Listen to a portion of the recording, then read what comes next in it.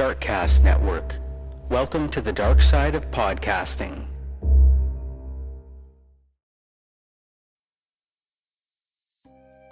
If you like weird, spooky, and strange history, then I have the podcast for you.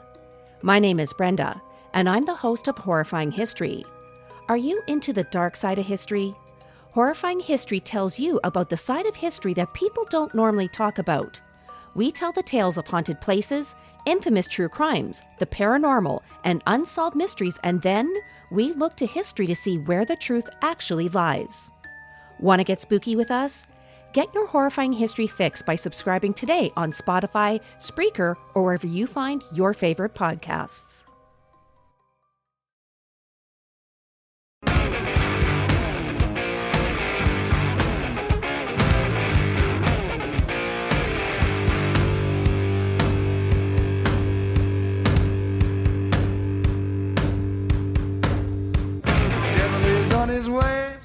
Devil is on his way. Devil is on his way, motherfucker. The devil gonna make you pay. Fall to your knees. Devil is on his way. Fall to your knees. Devil gonna make you pay. Fall to your knees. Devil is on his way. Mountain Murders is an Appalachian true crime podcast. Some content may not be suitable for all listeners. Listener discretion is advised. We say fuck a lot. Hey y'all, welcome back to Mountain Murders. I'm Heather. And I'm Dylan. Hey, Dylan. Hey girl. I thought we would be calling you like Dracula this week. You can call me Pumpkin Spice Girl, because I've been all up in the falls today. One thing I'll never call you is full of common sense, that's for sure. Yes, and Heather was sweet enough to do a photo shoot with my granddaughters today. And I must say we learned the hard way. We did. As W.C. Fields once said, never work with children or animals, and we try to avoid those things here at Mountain Murders. She did get some great pictures, but it was hard. You're talking a 3 going on 4-year-old and a 4-month-old. The 4-month-old was not into it. At all. But I did get some really cute pictures of her mad. She's like screaming at a pumpkin. With some beautiful fall colors behind her. Yeah. And then the 3-year-old was just sort of twirling and running around and prancing, and it kind of reminded me of you, Dylan, because it's really hard to get you on track, because you're like, wow, this kid has the attention span of a gnat, and I'm like, wow, I wonder who she gets that from. I think it runs in our blood. Is his name Dylan? Grandpa Peepaw Packer over here? I'm Papa. I'm going to start calling you Peepaw. Peepaw? No, I've trained her to call you Pablo, and it's pretty funny. No, that works, but if I'll have to get like a 92 Ford Ranger, missing one of the original rims, maybe a different wheel on it. See, now you're just stealing my idea, because all of these influencers have like cottagecore and all these like delightful little, I don't know, fads and trends that they're latching onto, right? So you're basically going to steal someone's culture and lifestyle. I told you that my thing's going to be Papalcore, and then I was going to get a Ford Ranger. Yep. I'm going to start going to Hardee's and hanging out for a couple hours. And you need a sticker that says, I'd rather be fishing on the back. Well, sometimes I would rather be fishing, Dylan. And you need to go to Hardee's at 5:45 in the morning and, sit there until about lunch and then slowly drive home because you got nowhere to be, bud. It's true, and I'm going to go home, and I'm going to snatch up my wife in her faded flannel gown. Oh, another moo-moo? And I'm going to tell her that I love to lay her down, just like Conway. I mean, I think Papalcore is going to catch on. Heather, a little bird told me we have a couple of sponsors of today's show. We do. Big shout out to Michael and Christina. They are sponsoring today's episode. Thank you so much. And if you would like to sponsor an episode of Mountain Murders, check out patreon.com/Mountain Murders Podcast. We have many bonus episodes. We're talking 5 years of bonus content in addition to what you hear on the regular feed. Oh my gosh, I'm going to count the bonus episodes because they're in the hundreds as well as our regular feed. Likely, yes. I've never taken the time to count exactly how many podcast episodes we have uploaded at Patreon, but it's a lot, Dylan. I know the metric. They're all ad-free. Plus, you get access to our other pods ad-free. Cult of Sleaze, our movie pod. We just dropped a new episode last week. We have Batshit Crazy, our conspiracy pod. We'll be dropping a new episode this week. and I have my 80s podcast. It's called Dancing with Myself. I'm so glad you're back on the 80s pod because it makes me feel so nostalgic every single time I listen to an episode. Yeah, I discuss movies, music, people, history, pop culture, fashion. I mean, just everything. But it's all the 1980s, babe. All right, we're cranking it out. Heather's been working so hard, and she's almost got me to pay attention most of the time. Yeah, well, I don't know about that. So we're feeling great today, and she has a couple of great's my word of the episode, I reckon. She has some wonderful stories put together for us, and I cannot wait to get into them. Yeah, so this week we're focusing on some killer teens, Dylan, and we have 2 separate cases to discuss on this week's episode. Our first case was recommended by a listener, and it's been a hot minute since she sent me the suggestion, and I apologize. I can't remember her name right off the bat, but she sent me this case suggestion. I've had it kind of in the queue for a minute, and we're getting around to it today. Christopher Pittman was born on April 9th of 1989. I almost said 1889. Wow, he's a damn vampire. It's quite a difference. In 1989, in Huntsville, Alabama. His father later moved to Oxford, Florida, where the family would maybe not have the best situation. Okay. After just a couple of years in the Sunshine State, Christopher's mother abandoned the family. She returned only to hit the road again a few weeks later, never to be seen again. After that, Christopher was raised by his father, Joe. Christopher was considered a bit of a problem child, and Joe Pittman was not a natural, nurturer.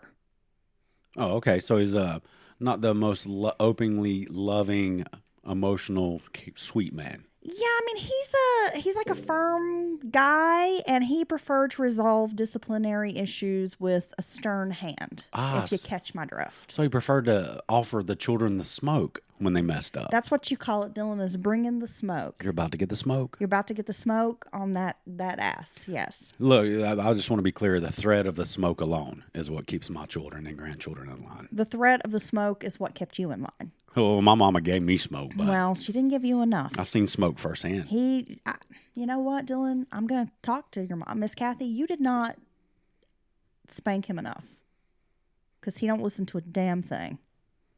It's very frustrating. You want my mama to spank me more? She should have. In 2023, Heather? Man, she should bust your ass now. She hit me with objects. Did she? Yeah. Oh, I didn't know. And in the mouth when I got slick. Oh, shit, I didn't know that. I know what blood tastes like, bud. My friend said his mom one time, he said something really out of line, and she took a shoe off and threw it at him. Like, well, there's no book about parenting that's given to you really when kids are born. Like, here's the proper way to do it. And sometimes we're all human, and I guess we lose our tempers. So shoes, object. When you say objects, that makes me think, like, what'd she hit you with? Like a lawnmower? A weed eater? What's that? A baseball bat? I'm thinking like a hairbrush. A hairbrush. My grandma, she liked to grab a hairbrush. A wooden spoon. Oh man. You know what? I have not a single wooden spoon in my kitchen. We do love to cook.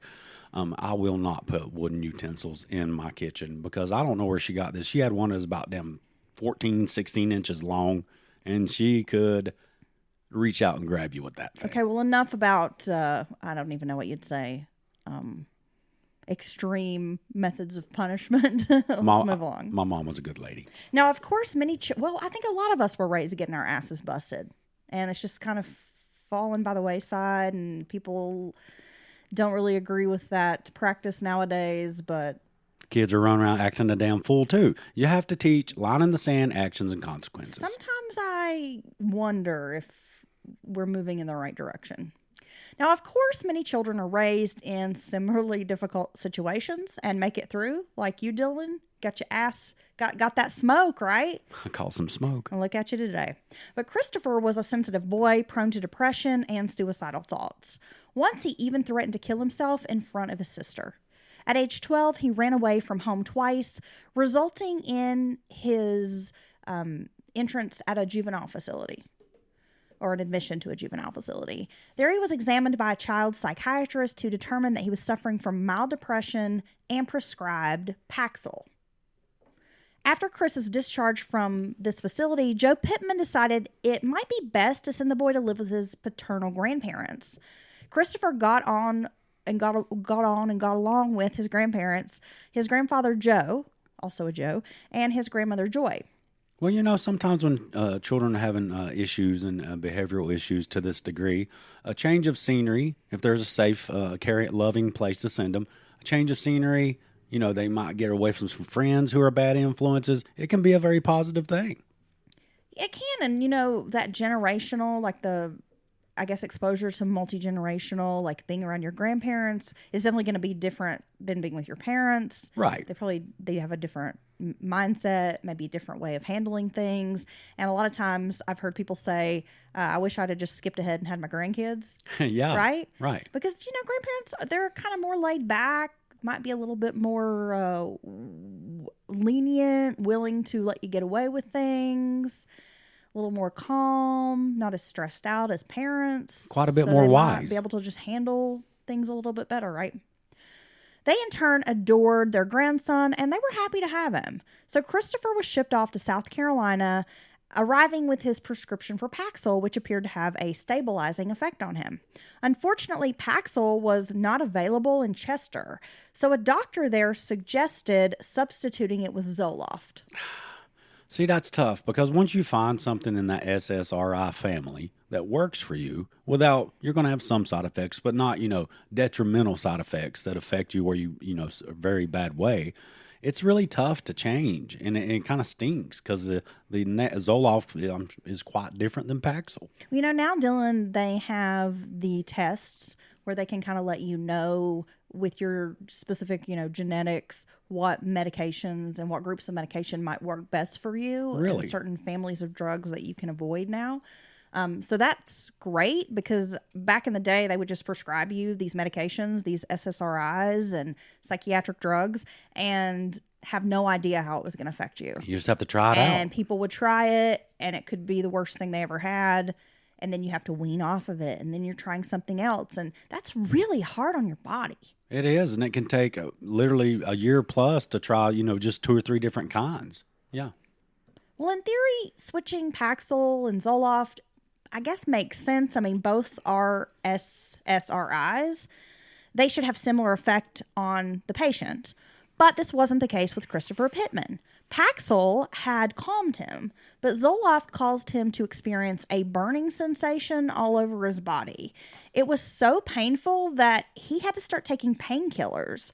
When this was reported to the doctor, he decided to increase Christopher's dosage from 100 to 200 milligrams daily.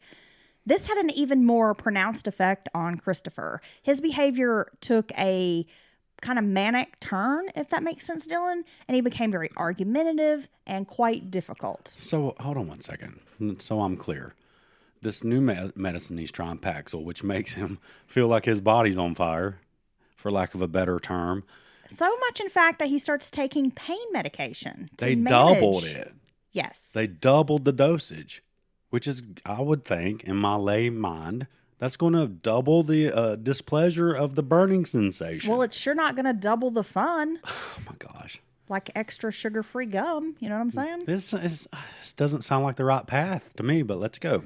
On one occasion, Christopher caused such a scene in church that he had to be removed because he verbally abused the piano player. Oh, man, everybody loves the piano player. This prompted his grandparents to contemplate returning him back to Florida to his dad. But even worse was to come just a few days later on November 28th of 2001 when Christopher got into an altercation on the school bus and started, from what I gather, like strangling a younger child. Wow, that's way beyond your normal scuffle at school or on the bus, where there might be a few shoves and, someone throws an awkward punch that likely doesn't land or cause any damage. He might have caused serious injury to the boy if not for being physically restrained. This is not good. One, you never want to see bullying, and you definitely don't want to see an older child attacking a smaller, younger child. I think it's disturbing. That's scary. If I were a parent, I'd be deeply concerned for, my child that was being victimized. I'd be concerned if my child was being this aggressive. Oh, well, certainly. Well, that night, Joe Pittman Sr., the grandfather, finally snapped and gave his grandson a paddling. He also told Chris that this was the last straw. He had had enough. Well, yeah, he's caused a His scene. patience has thinned. Yeah. There's been a lot of chaos. This medication's not working. The boy's behavior just seems wildly out of control. He's not listening. He's getting into trouble at school. He could no longer remain in their home. Christopher was being sent back to Florida. Later that same night, someone placed a call to 911, which was to the Chester County authorities, reporting that the Pittman house was on fire. Oh, my gosh. Firefighters and police immediately rushed to the scene and were confronted with a fierce blaze. The house had been destroyed by the time they got it under control. So this was an intense fire. Too late, and by then the house was just pretty much gone. And that wasn't even the worst of it. Inside the master bedroom, they discovered the bodies of Joe and Joy Pittman. They had been badly burned, but the fire had not completely obliterated the evidence. The Pittmans had not died in the flames. They had been blown away with a shotgun. So now this is a homicide case. Homicide and arson, it sounds like. Well, yeah, and I'm sure the firefighters and everyone on the scene, you're expecting, it's a tragedy when you discover someone in a burned house, but then you discover they weren't consumed by or killed by the fire, but killed. And the police soon realized they had another mystery to unravel. Christopher Pittman, the couple's grandson, was missing. So was Joe Pittman's truck and the contents of his gun cabinets. Also unaccounted for was the family dog.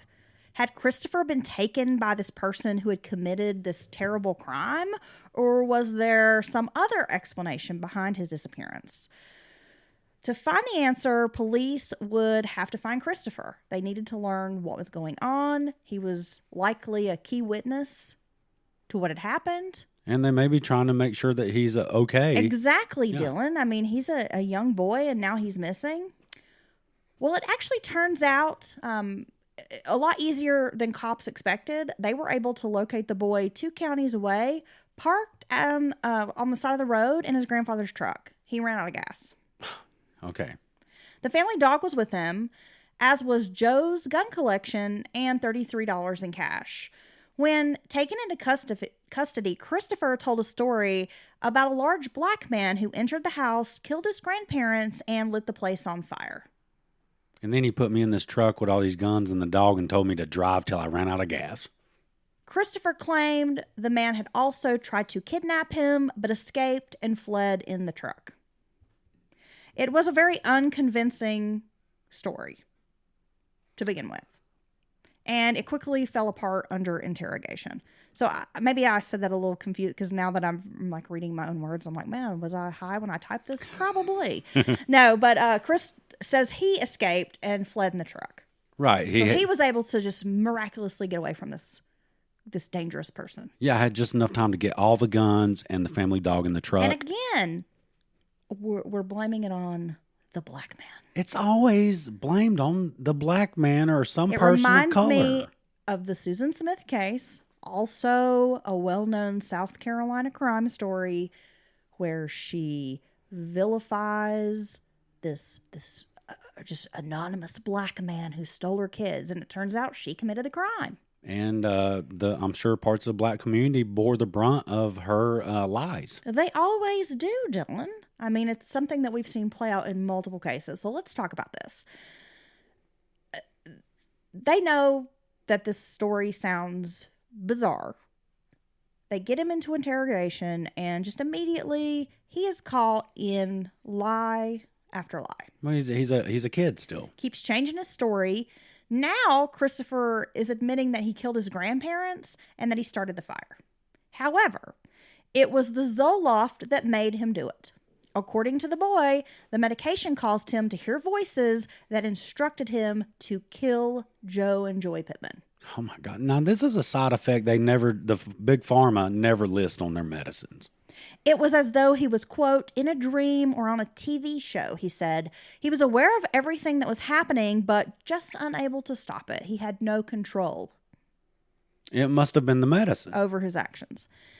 And this would become the case's central issue as the matter heads to trial, Dylan. Was Christopher Pittman a heartless killer who murdered his grandparents in cold blood, or was he a drug-addled teenager who committed the killings while hearing voices brought on by medication? Now, I must say I've been through the family of SSRIs over the years because at times I've needed some help. I'm sure no one's ever noticed, our listeners. But I found out other ways of dealing with it. We won't go into that, of depression and things like that. But I've been through a lot of them. And I have to say, some of them would make me feel calm and level. But when I did, say I did get extra mad or in like a specific situation, I blew up. I lost it. When my temper went, it took me to a place I'd never been that way. I'd never done it before. One time was prescribed a specific medication by a doctor. And come to find out, it was not a medication that I needed at all for what my diagnosis was. So I don't know why this doctor gave me this medication. It's like he came up with his own idea of what I needed. I don't know. But it did that to me. It made me feel like I would just be so irritable and snap and just be like filled with rage. Yeah. And I was like, what is wrong with me? And I finally just decided I cannot have this. I think this is causing it. Quit taking it. And you know what? I went back to like normal. I mean, I guess if you want to say normal, but You was just normal, Big I Mac. stopped. Yeah. I was just my same curmudgeonly self, but I wasn't like the Hulk. You weren't like feeling like you're going to lose control. I wasn't like Incredible Hulking out on people. Yeah, this was so intense. My experience with this type of issue, it was so intense and it scared me because it was so outside my normal behavior. And I literally felt like I was in like a fugue state, like where you see red and you wake up on top of somebody bashing their head in the ground. So this makes sense to you. So I quit taking it as well. I'm saying there's a possibility there from my personal experience in my mind. It may just maybe he lost control. Well, the boy's attorney is going to make this his defense. He is calling Christopher a victim of unintentional intoxication. Okay, nice term. Zoloft does indeed have some side effects to those described by Christopher. It can cause hallucinations, paranoia, and aggressive behavior. However, the prosecutor disputed that this was what happened here. He argued that the defense was aware of the potential effects of Zoloft and was exploiting those in order to get the charges reduced from murder to manslaughter. Okay. And that was the way the judge saw it too. He rejected the reduced charge and upheld the prosecution's motion to try Pittman as an adult. Christopher Pittman's delayed murder trial, it took a while to get this boy through the court system. I mean, it was some years after the murder. It finally got underway on Monday, January 31st of 2005. So 3 years. Wow. That's a long time. That is delayed justice for reals. I get it to a certain degree. I mean, even if you have a defendant evaluated multiple times by different doctors and things like that, that can take months and months, just to have it done a few times or whatever. But, I mean, come on, people. 3 years. I mean, you can do a lot of things in 3 years. It seems like you could work up a trial, get everything together, and get it done in some months or His a year. lawyers raised the Zoloft defense.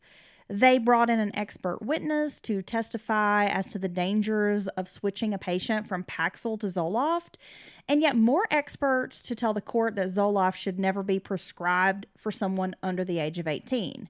It was all to no avail. On February 15th of 2005, Christopher Pittman was convicted of murder and sentenced to 2 concurrent terms of 30 years in prison. The conviction and sentence were later upheld on appeal. Wow. So what do you think about this case? Or do you not have enough information to make like a proper opinion? I really don't believe this boy was so deeply affected by this medication that it caused him to violently kill his grandparents and set their house on fire and escape in the truck and take what cash he could get and steal guns. I agree completely. That's just That sounds very premeditated to me. He knew what he was doing. Intentional. He was very aware of what he was doing. He had enough capacity to know, mental capacity to know, I need to get out of Dodge. If I burn this house down, he's thinking he's destroying evidence. And then he lied and made up the story. I agree It completely. caused a lot of chaos in this community. Yep. And at the end of the day, he murdered his grandparents. The people who were kind to him, put a roof over his head, Tried to help him loved him. Tried to help him in his time of need. I agree completely. I would think if you entered some kind of a loss of control fugue state or whatever you want to call it, and you came to and realized what you have done, likely someone who that's what really happened to them would reach out for help, would be on 911. Oh my God, what have I done? What's happened? I need help now. You wouldn't try to cover your tracks. You would not try to cover your tracks to that degree. I agree with you completely. Christopher Pittman has legally changed her name and now identifies as a transgender woman. I cannot find her new name. Right. So we were referring to her by her dead name, I guess. Is that what they say? Yes, but, Okay. this happened when he was Christopher. Right. Or when it was Christopher. So now we have, he's now, as I said, she is now a transgender woman. She says, quote, I, as well as my family, know I have identified as a female most of my life, but due to my incarceration at 12 years old, I could not take the steps of transition that I needed over the years. Pittman wrote in a lawsuit against South Carolina prison officials and requested approval for a gender confirmation surgery and prescription hormone medication while incarcerated. The treatment was denied and the case was dismissed. Pittman is scheduled to be released in February of 2024. She will reside in York County after being released because of the probation assignment. She must complete 2 years of state supervision in a program that starts after release. So, Christopher Pittman, this is a case that put a 12-year-old on trial for a double homicide. It was also a case in which serious questions were raised about giving antidepressants to children. Right. And here we are, 2023. We all know Big Pharma has a reach into almost everyone's household. I have to say, I don't really know many people who are not on some maintenance med. Right. Almost everyone I know has some kind of medication for depression or anxiety, insomnia, Blood pressure, cholesterol. tons of things. Yeah. Restless And I leg know syndrome. many young people, minors, who are still given these drugs. So it really hasn't changed much. If anything, it seems like it's gotten worse. There's a lot of moving parts to this case. A 12-year-old being tried as an adult, which, we've advocated that for some youthful offenders before because what they did was so heinous and monstrous. We feel like they were a threat to society no matter their age. But 12, double homicide, tried as an adult, that's kind of tough. And then you throw in was it the medicine? Was it not? Was this just who he is or who she is? And did this bad thing, horrible thing. So so many questions in this case. And I believe I remember this to a degree when it happened. Well, Dylan, I'd never heard of the Christopher Pittman case. When it was suggested to me, of course, I immediately had to look up information and was blown away by the story. However, it being a recent case, like within the last 2 decades, there's not a ton of information out there. And I was really surprised because it is such a unique circumstance that someone hasn't written a book. There's not a ton of information. That's why I didn't have the ability to do like a super deep dive. Wow. That's pretty wild. And I will say about as far as her wanting to transition in jail and stuff like that, I think when people who are in jail convicted of a serious crime, I don't think they should have more rights than people on the street. Okay. So there's people out here in the regular world working hard, struggling with having insurance coverage for many things, medical, A variety of reasons, to yes. transition or anything. And I don't think inmates should get free taxpayer funded. Yes. Yeah. I don't think they should have more access than the people in the public do. I just don't. I'm sorry. I don't agree with that. And when she gets out, that's very expensive. You have to have continual maintenance meds, and it's very expensive. And so how is she going to pay that when she's transitioning back into the real world and, get a job with good insurance? I mean, so that's a really tricky situation there. It is. I think it raises a lot of questions and is a debate that definitely can be had, but not at this particular moment. Dylan, let's move on. We have a second case to get into today. Oh, I knew she had this old twofer. It is. It's a twofer. It is a twofer. All right. Buy one, get one free, Dylan. It's a BOGO, y'all. School shootings have become a distressing and recurring phenomenon in the U.S., leaving a lasting impact on the nation's collective consciousness. These tragic events have not only claimed numerous lives, but have also created a climate of fear and uncertainty within educational institutions. I know as parents, we've had multiple discussions about school shootings, and it's very scary, the world we're living in, where we send our kids off to school, where we are hoping they're safe, they're protected, they're being educated, and then you have someone come in and just rip that security net down. I mean, it's very frightening, and I think most people feel that way. Yeah, and that's why when you have situations like we had recently in this county, a man with a gun, they put everyone in lockdown mode, stay in place, shelter in place. That's just PTSD time after time. Because in a small child's mind, they've heard about school shootings and all this crazy stuff. It could be happening at my school right now. Might be what they think every time there's a lockdown for whatever reason. So, yeah, hoping that your child makes it home alive from school. That shouldn't be something that that we should ever, as a society, have to be concerned with. No. It's just monstrous. I mean, short of a freak accident or a vehicle accident or something, truly tragic like that. But someone's intentional act, killing your child or their teacher or anyone they know. And to target children, innocent children, to target your classmates. I don't think schools should be a soft target, but let's move on. School shootings are often the result of a complex interplay of various factors. One significant factor is the ease of access to firearms. The prevalence of gun ownership, coupled with gun control measures, has allowed firearms to fall into the hands of individuals who may pose a threat to themselves or others. Social and psychological factors contribute to certain motivations behind such heinous acts. We've got bullying, social exclusion, mental health issues, and a lack of support system that can lead vulnerable individuals to resort to gun violence as a means of seeking revenge or getting attention. See, in the modern world here in 2023, we're dealing with a lot of things. But one thing we have been dealing with, and we're just starting to maybe understand as a society, is the amplification of bullying and teasing and all these harassments by the internet and social media. It's just so much worse than what we dealt with as young people and children. Well, it's true. I mean, I remember being bullied, especially it was middle school for me. You was the weird girl. I was the weird girl. Hell, I'm still get called the weird girl, and I'm like, yeah, it's just who I am, bro. she's 40 plus, y'all. I'm okay with that. It's not a phase, Dad. I embrace it.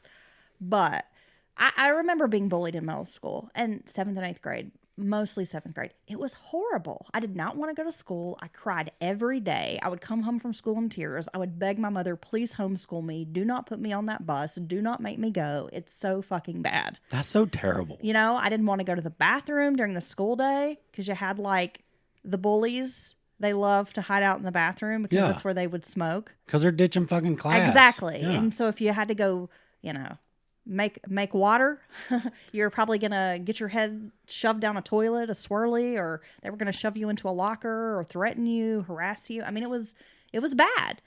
And, I remember that now as an adult and think that was hell. That was like 2 years of hell for me as a kid. So what you're describing is pretty damn terrible, right? But I can't even imagine today because there's no escape. At least I could get on the bus and go home, and I had 12 or 18 hours or whatever of peace at home and comfort and solace.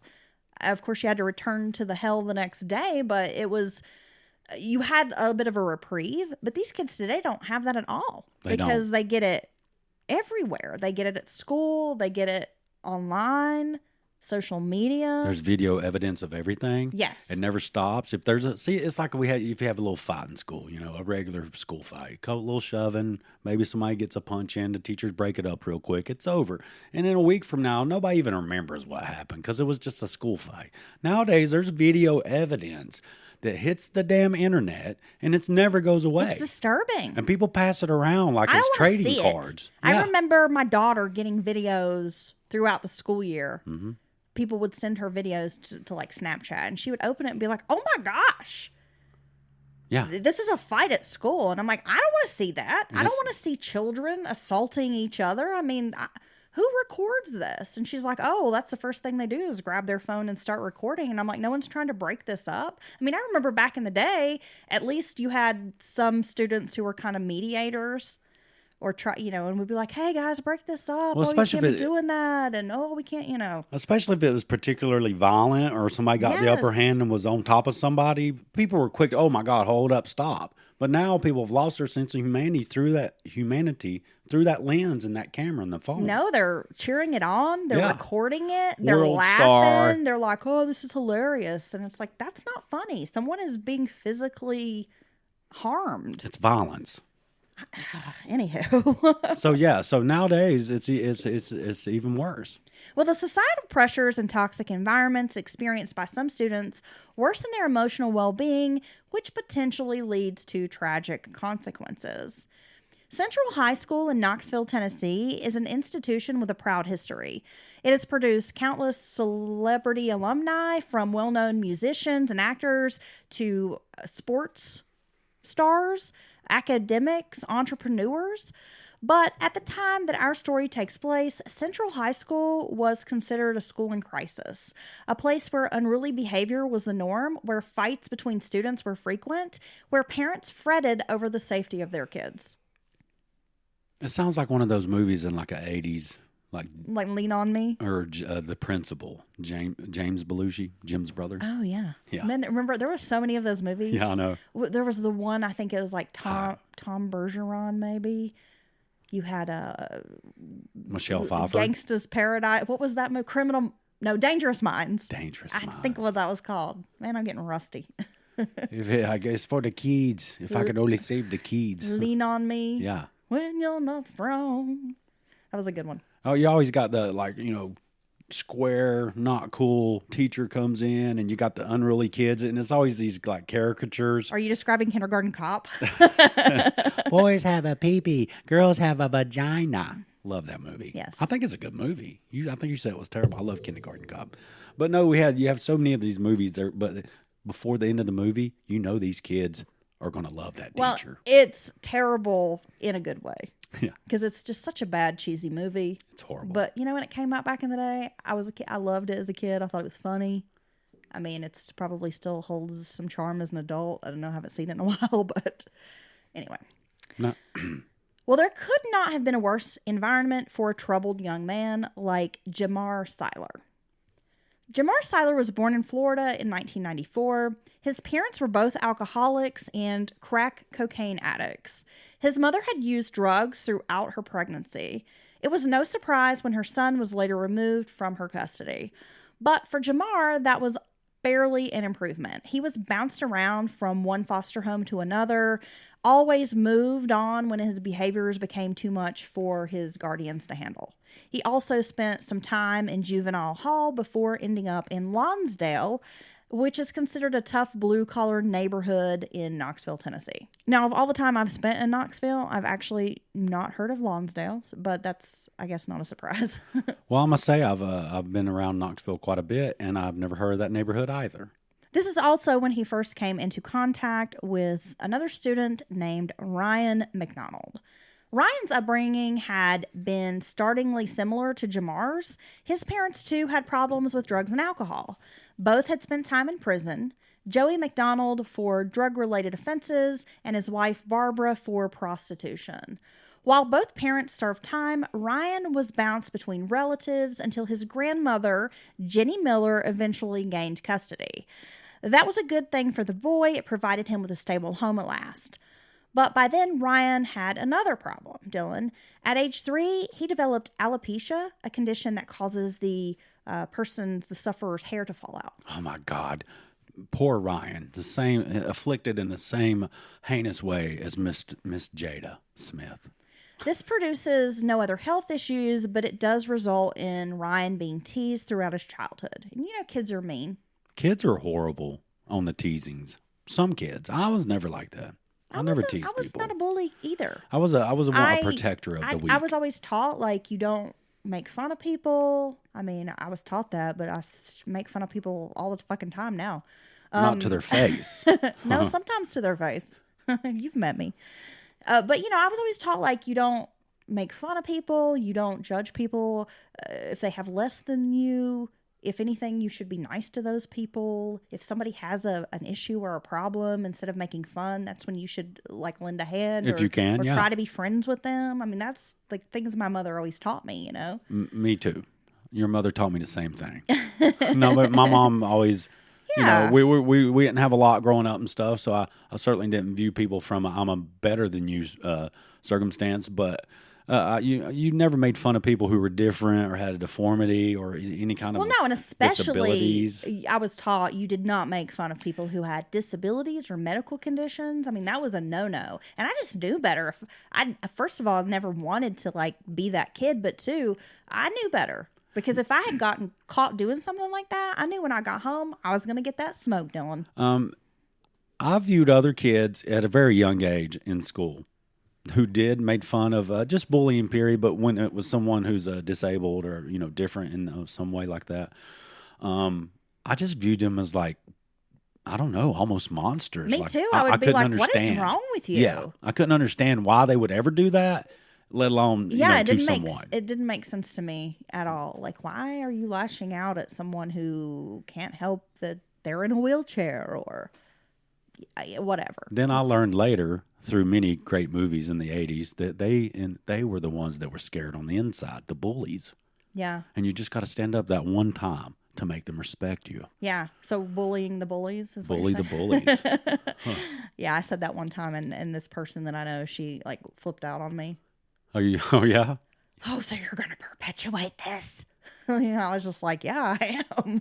Yeah. Yeah, when James Spader comes up talking shit to me, and I'm Molly Ringwald and Pretty in Pink, I'm just going to knee him in the crotch, dude. Dude, open with a knee. Yeah. Yeah, let's go ahead and get to it, bud. Smack the taste out his mouth. Smack the taste out that bitch's mouth. Okay, I'm gonna take an ink pen and squirt it all over his pink blazer or something. Man, if I fought half as great as I talk shit, dude, I would be unstoppable. Me too. I'd be like Hulk Hogan or something. But I'm going to go ahead and tell you, people think that I can roll and go, which I can. I'm fairly certain.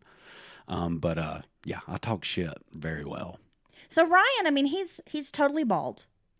And he gets made fun of a lot. And like many kids who were taunted and bullied, he developed a tough exterior.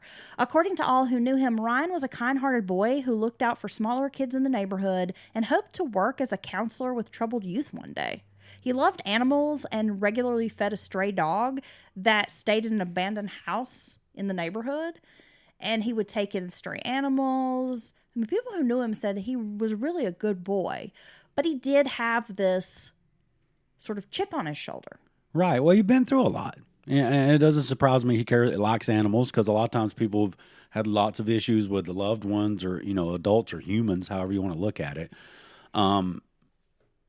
They like animals because animals don't judge them and they just love them back. Oh, that's how I feel about Rufus. That's how I feel about you and Rufus. Thank you. And potato chips sometimes. I'm sorry. So you're saying I'm an animal?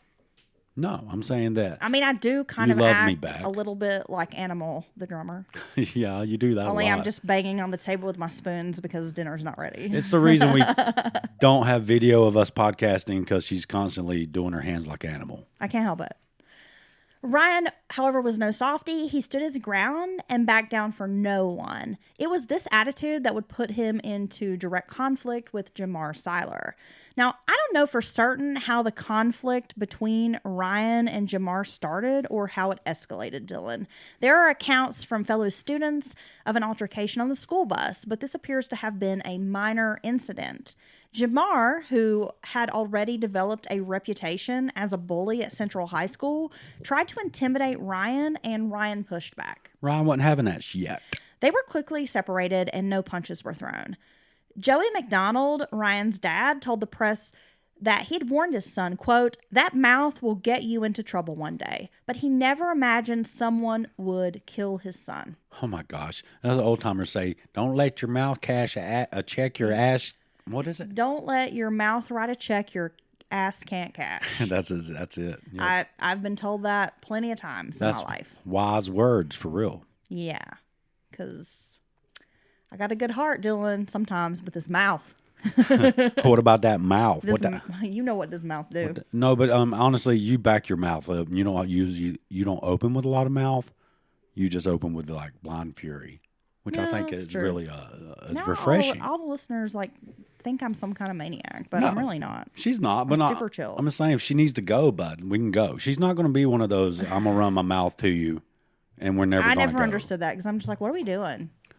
And people that run their mouth, they happen upon someone who's like, fuck it then, let's go. If that's what we're doing. And then they usually are like scared and run away. And they get their ass whooped because they expect this person to just stand out there and jaw with them. And instead, that person's giving them straight rights. Yeah, and it's super boring to me. I don't want to argue with you, especially if you're not good at arguing. It's not even fun. It's not. It's boring. Yeah. I insult you, and then you come back with something stupid, and I'm just like, what are we even doing here? They're like, oh, yeah. Anyway. I don't get a lot of altercations or anything. I'm just saying. Roger McDonald described his nephew as, quote, "He wasn't an angel by any means, but he wasn't a bad kid. He was just a kid." This makes what happened next all the more unfathomable. The Central High School cafeteria can be a rowdy place before classes start, with students engaged in animated conversations, kind of goofing off. This seems to be, people called it the quad, but it's like the cafeteria. And this seems like before class where everybody kind of gathered to hang out with their friends. And I remember there being certain designated spots, like in junior high, it was like the gym, right? And there was a big outdoor kind of quad area. And in the warmer months, we were able to congregate there before class. And in high school, people would congregate like in certain hallways or cafeteria, that kind of thing. Every school has these areas. Exactly. So for the most part, teachers and security staff allowed the students to blow off steam before class begins. It gave them an opportunity to catch up, socialize, see their friends. Especially if you're not in class with your best friends all day. Right. You want to be able to kind of see them a little bit, right? And back in my day, there was designated smoking areas in the high school. I remember that too. The smoke hole. The smoke hole. We called it the smoke hole. Now, after all, kids will be kids. So when the usual buzz was disrupted by popping sound on the morning of August 21st, 2008, no one paid much attention. Those who heard it thought that one of the kids had fired a toy gun or let off like a firecracker. Right. It was only when Ryan McDonald slumped forward that anyone took notice. 15-year-old Chad Griffin was carrying on with 14-year-old Josh Matthews. They were located about 10 feet away from Ryan when he was shot. Quote, "He got shot and started walking and holding his chest. There was blood everywhere. And then he fell and his arm hit me." Oh my gosh. Said the student Chad Griffin. What? I mean, everybody, you're used to this, noisy area, people carrying on, joking, whatever. And then all of a sudden, something this serious happens right in front of you. Horrifying. Yeah. And this poor student, this Ryan McDonald, I mean, he's just trying to go about his day. Probably never had an inkling, never suspected anything like this would happen to him. No, yeah, you never would. When students spotted the blood seeping from Ryan's chest, all hell broke loose. Kids were screaming, running like every which way, scrambling for the exits. A school resource officer and a security guard were nearby and responded, entering the pandemonium and spotting Ryan on the floor. A call was made to 911. Police and paramedics were soon rushing to the scene. The first officers were at the school within minutes and ordered an immediate lockdown in order to gain control of the situation. 2 students were found who had witnessed the shooting. They said they had seen Jamar Siler approach Ryan as he sat alone at a table. He had reached into his backpack and produced a gun. Without saying a word, he pulled the trigger, firing a single shot that hit Ryan in the chest. Then, as chaos ensued in the cafeteria, Jamar had disappeared into the crowd. He'd later be seen running from the school. With a name and description in hand, the Knoxville police put out a bulletin informing all units to be on the lookout for Jamar in the vicinity of the school. The boy had not gone that far. He was picked up around 8:17 a.m., just 3 blocks from Central High School. You walk into this crowded space in front of, maybe not hundreds, but, pushing 100+ witnesses, and just shoot someone in cold blood right there in front of everybody. Now, there's nothing that could have transpired up to that point, short of him trying to come kill your family or something, which there's no evidence of anything like that, that would ever what make you think that this is the thing to do. But it's from a kid's mind. See, it's what troubles me about these children who end up in such serious situations. Well, they're underdeveloped. Their underdeveloped brain. Just like the first story, him thinking that if I set this house on fire and burn up the house, they won't be able to tell that I shot both my grandparents with a shotgun. Okay, that's just not how forensics or any of that works. But you're a kid. You don't know any better. And I'll get in this truck and I'll drive it. I won't even look at the gas gauge because I'm just a knucklehead kid. I'm just going to drive it until it runs out of gas. And it's just, and then you think you're going to lie about it, but they quickly know you're lying because you're not making any sense. And just when I see these serious things happen and children directing it really kind of scares me because you don't know what they're going to do. I mean, really, they're not even dealing with adult logic. Yeah, I mean, impulsiveness. They don't have the logic, the reasoning, the big picture scenario. They don't think of the future. They kind of live in the here and now. They don't consider long-term effects, the consequences. So you're right, Dylan. Very scary stuff. 6 minutes had lapsed from the time that Jamar pulled the trigger. The murder weapon, a 9mm semi-automatic pistol, was still in his possession. 4 bullets in the magazine. Again, I keep the murder weapon on my person and don't even try to really get away, let's be honest. Jamar handed this over to police as he was taken into custody. While all of this was going on, Ryan McDonald was rushed to the emergency room at UT Medical Center in Knoxville, but the bullet had caused severe damage to his internal organs. Despite the efforts of doctors, Ryan didn't make it. So this was now a case of murder. And he was sent to a world-class medical facility there at the University of Tennessee. Yes. So if anybody could have saved him, it would have been them. Yeah. There was simply nothing they could do. Yeah. Sadly. It's very tragic. It's very tragic. By 3:50 p.m. that afternoon, 15-year-old Jamar Siler had been formally charged. Formally? I'm country and I can't talk. Hey, okay? I'm a mushmouth bitch. It's been a long day. You old mushmouth bitch. What followed over the next 3 years was a jurisdictional battle. Now, initially, Siler was arraigned in juvenile court before a petition to have him tried as an adult was successful. He was now looking at the prospect of 50 years to life if found guilty. Aware of these high stakes, defense attorney Russell Green started working on a novel defense. No clear motive for the shooting had been established. Siler and McDonald had clashed in the past, but the nature of that clash was hardly enough to warrant a cold-blooded execution in a school cafeteria. There had also been suggestions that the shooting might have been racially motivated, but there was no evidence really to support this. The police had even looked into the possibility that this might have been gang-related, but again, there was nothing to back up that theory. What set you, Rep Gang? So I just think in this situation, it's so troubling to consider that there's not really a reason why. That's just cold-blooded. Yes. Yeah. I mean, I think people, when things like this tragedy happens, you grasp for answers. Right. And in anything. Well, maybe it's gang violence. Maybe it's this. Maybe it's that. Just trying to explain it because it's so just unimaginable. So foreign to your brain to even try to process that Kids doing this to each kid other walked up to another kid with absolutely no reason and just cold-blooded murder in front of everyone. You don't want to think that, like even in the lizard part of your brain. No.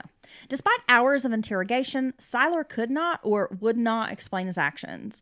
Green was getting ready to insert his own theory. He planned to argue that Jamar had acted on an impulse that he was unable to control. The cause of this, according to Green, was fetal alcohol syndrome. Oh, wow. And this is another reason why I thought we could talk about Christopher Pittman and Jamar Siler, because we have these defense attorneys who are trying to use these unique defenses. Yeah, right? that's very interesting. I think they correlate nicely with that. Siler, he claimed, had suffered brain impairment due to his mother drinking and taking drugs while she was pregnant with him. Effectively, it was a diminished responsibility argument. Green would have been aware, however, that such arguments are pretty difficult to sell to a jury, especially in conservative Tennessee, where there is a strong law and order bias. Yeah, but I'm not very familiar. I know I've heard of alcohol fetal syndrome. I'm not aware of the effects. Honestly, I don't know a lot about the details. But if it's something that does diminish the frontal lobe or your impulse control, then, yeah, I mean, in the grand scheme of defense attorneys' tactics, this may not be that bad of an idea, and it may actually hold some water as to why he did something so impulsive. When the prosecutor offered a deal, Green was prepared to listen. The offer on the table was this: a guilty plea to second-degree murder in exchange for 30 years in prison, less 3 years for the time served. After discussing it with his client, Green accepted. And so Jamar Siler shuffled off to begin serving serving a sentence that will see him spend the prime of his life behind bars. Now, I got to say, as far as deals go, you're letting them plead it down to second degree, and that's great. But that second degree came with a pretty stiff term, because I've heard that people charged, and convicted of murder get less than 30 years in prison. While in juvenile custody, Jamar managed to escape the facility for a few hours before being apprehended. Yeah, because many of them are very, very low security. Roger McDonald said Jamar Siler looked empty in court. Quote, he had nobody there for him. I know it sounds crazy, and I'm not going to say I feel sorry for him, but these two kids were in and out of different programs, and they slipped through the cracks, and this is the result. My message to society and the system as a whole is that we need to get a handle on these kids. I agree, and we know some people personally who's been affected by the foster care system, and you just hear story after story, and I'm sure there's plenty of great. I've never heard a positive story. I know that there is good people. There has to be. There has to be. There has to be good families that foster. But just my personal knowledge of Yeah. people who have been in the system, who grew up in the system, spent any amount of time in the system, they don't have good things to say. And it's not always the families that host. A lot of times it's the system itself that just grinds these kids up, chews them up. The bureaucracy, the snail's pace, all that. No follow up, no kind of oversight, and they just get chewed up by the fucking system. Or placed with some kind of asshole who just see kids as a paycheck, or who's just some pedo piece of shit. Let's be honest, or abusive. Yeah, there was a girl that I went to high school with, or actually went to elementary school with, and she ended up moving when we were young because of these issues, that wrote a book about her experience in foster care. And it's a it's a really sad read. She has done very well for herself now. Wow. And is quite successful. But the story, when I read parts of it, I hadn't seen her in some years, and I reached out to her on social media, and I was like, your story broke my heart, because I remember this little girl, and I remember certain things about her, and I never knew what she was dealing with. Wow. I don't even know who you're talking about, but my hat goes off to her to have gone through that and move on and put your life back together and to deal with it best that you can. I'm sure, she's lots of, who knows, therapy, and it may still bother her to this day, and become a successful adult. Because you've got everything that everyone else deals with typically, and we all have things. No one lives a perfect life. But you got this other thing on top of that, like a big old albatross, and you're still able to get past that. It makes me so proud of people. That's very hard to do. If you would like to check it out, it's called No Ordinary Liz, Surviving and Thriving After Foster Care. And her name is Elizabeth Sutherland. She is the author of the book, and I highly recommend reading it. It's very touching. Wow. It really is. Country music singer Kelsey Ballerini witnessed the shooting while a student at Central High School. At the 2023 CMT Music Awards, Ballerini took her hosting opportunity to share her experience related to gun violence. Quote, I wanted to personally stand up here and share this moment because on August 21st of 2008, I watched Ryan McDonald, my 15-year-old classmate at Central High School, lose his life to gun violence in our cafeteria. Ballerini went on to say she thinks of Ryan McDonald every day and wonders what his life might have been. Wow. Democratic Representative Gloria Johnson of Knoxville was a teacher at Central High School at the time of the shooting. She has pushed for what she considers sensible gun legislation, participating in a peaceful demonstration on gun reform, which spilled out onto the Tennessee House floor. You may remember this, Dylan. They were known as the Tennessee Three. Gloria Johnson, along with Representatives Justin Jones and Justin Pearson, were reprimanded. I do remember this. However, House Bill 332 was pushed through, which required schools to have a resource officer and also allows private schools the opportunity to partner with local law enforcement for security purposes. Okay. At the time of his arrest, Sierra Siler, Jamar's sister, was a wanted fugitive for her role in the shooting death of a woman named Jerry Lynn Goodman. Goodman, the mother of 5, was gunned down outside an East Knoxville apartment. Siler was eventually arrested in Atlanta. Goodman's sister, Tiffany, lives in Michigan, and she has lost several relatives to gun violence. Not only her sister Jerry, but also her son, Stevan Goodman. Stevan was shot on March 12th of 2009 in a case of mistaken identity. By someone else? Yeah. They thought it was somebody they had beef with. Yes. God, these families. It was 2 days after his birthday. He had recently enlisted in the United States Navy to secure a better future for himself. Tiffany is an outspoken advocate who produced a one-woman theater production in Michigan regarding gun violence. Tiffany addresses what she calls a no-snitch code and emphasizes the importance of people speaking out about crime in their community. Me and you are strong believers that the only people that can truly help or accelerate fixing a community are the people that live there. No one outside your community can do it. They can help, they can offer resources, and they can help you do it.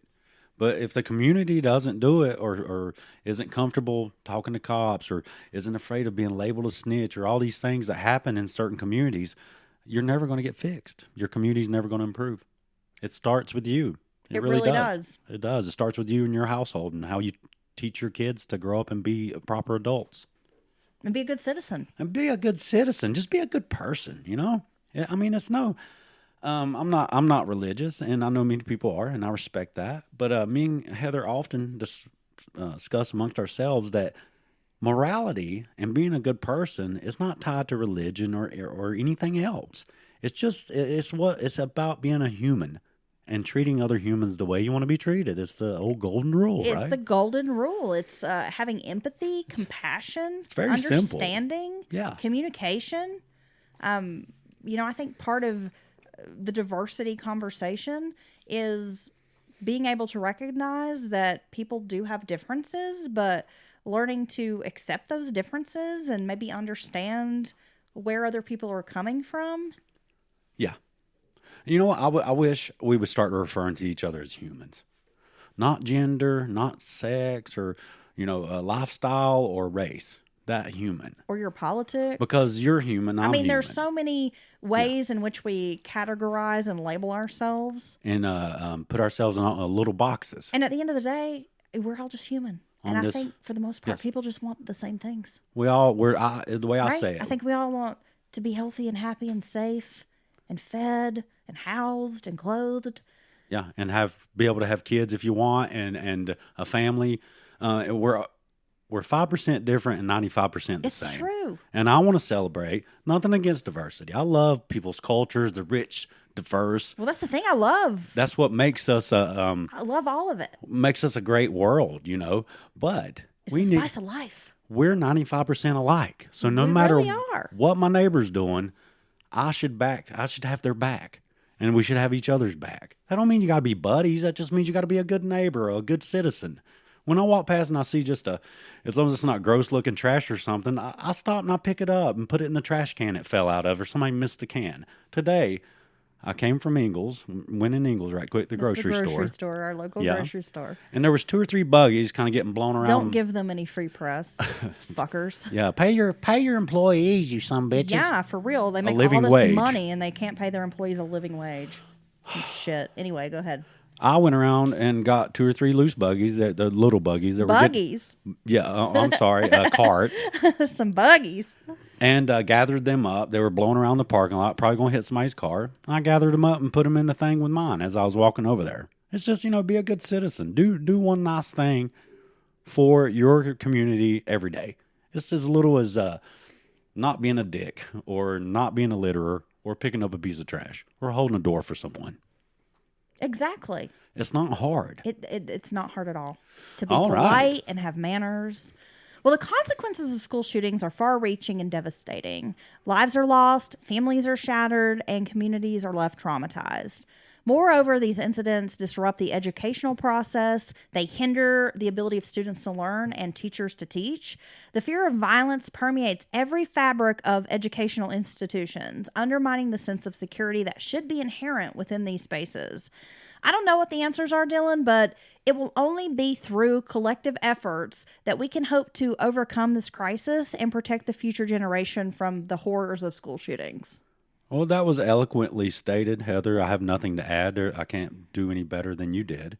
But we got to stop arguing over the dumb shit or the things that never change and do exactly what you just said. Work together to figure this out to make it better for all of us.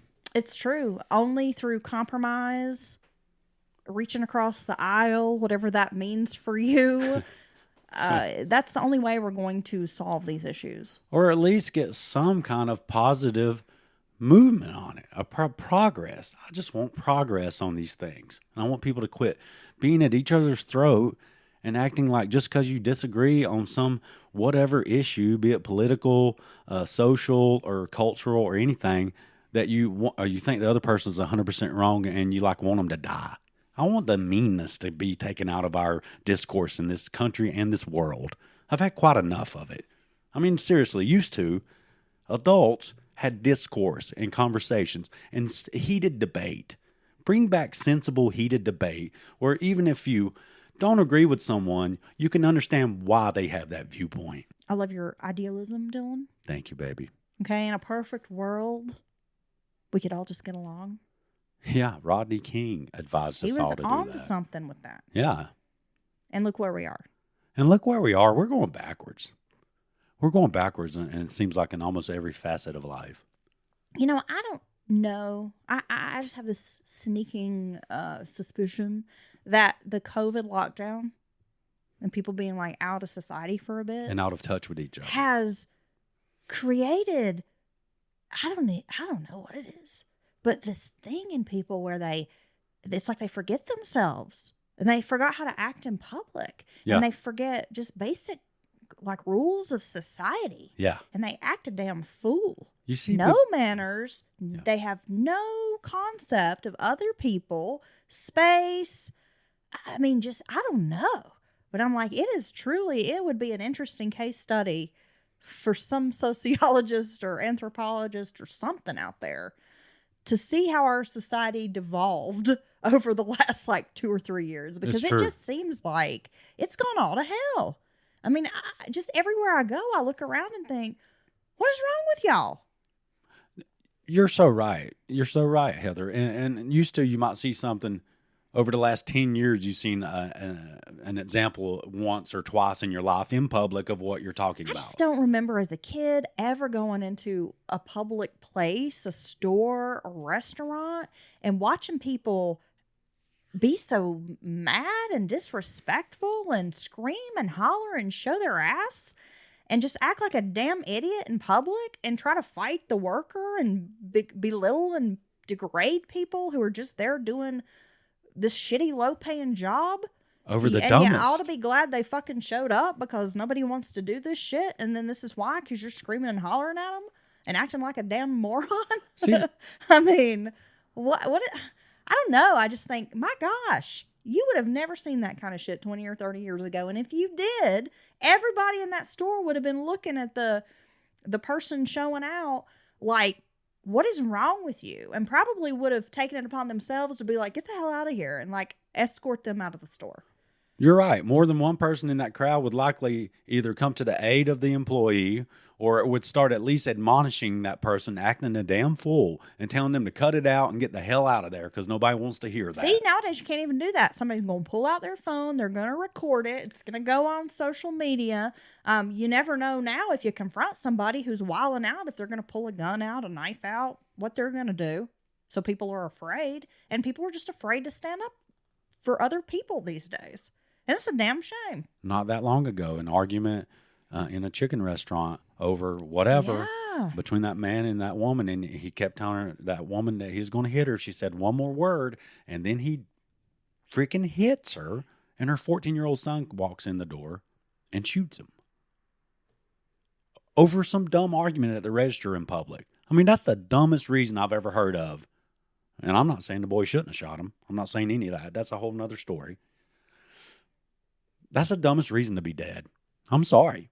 And then people's like, oh, he had 2 kids. And then he probably shouldn't have been beating a woman in public over an argument in the damn register line, people. About who's going to get the damn last chicken tender. I mean, what are we fighting over? It meant nothing. What I guarantee, whatever they were fighting over meant absolutely nothing in the big scheme of things. So, I mean, just get it together, people. Well, we know it's not our listeners. Oh, my gosh. One more time. Like, our listeners have it together. They do. And they're smart people. And I know that they go out into the world and they handle their business. And they're probably super polite and awesome. And they know everything. Yeah. Well, yeah, they're the smartest people ever. They listen to Mountain Murders, right? All right. One more again. Let me thank the sponsors of today's episode. It was Not a good one more episode. again. One more again. Okay, you did grow up in Shelby. Down around Gastonia, y'all. I would like to thank our sponsors, Christina. Christina. And Michael. And Michael. Thank you very much for sponsoring us over there at patreon.com/Mountain Murders Podcast. Podcast. One of these days, you're going to get it right. I'm going Dylan. to tattoo that shit on my head. But. One of these days, you're going to get it right. And thank you, Heather, for these stories. It was a great discussion, I think. I always love having a thoughtful discussion with you, Dylan. I know I felt rather engaged, and I feel like I sounded goofy 2/3 of the time, but for a third of that time, I sounded pretty interesting. I agree. I sounded goofy 2/3 of the time. Okay. Eventually, I learned to speak English, kind of. When we get off the And- mic, she and there we go. speaks the King's English, and she is very articulate and enunciated. It's weird Thank because she you. gets on the mic and she's an old mushmouth bitch. It's so true. I don't know. I think that you distract me with your good looks and sparkling personality, My Dylan. huge head. Your good looks. Alrighty then. Until next time, we hope everyone stays safe and try to fight off that hyperinflation, y'all. Yeah, Yeah. for real. Jesus Lord. The grocery store is getting ridiculous. I don't know what's happening. All right. Until next time, we'll see you in the midweek. We'll see. Okay. Sure. Yeah. We'll be back on Wednesday with a brand new midweek. And because it's October, we'll be bringing you something extra spooky. Oh, let's go watch a scary movie and snuggle. Let's do it. All righty. Good night. Bye. Bye.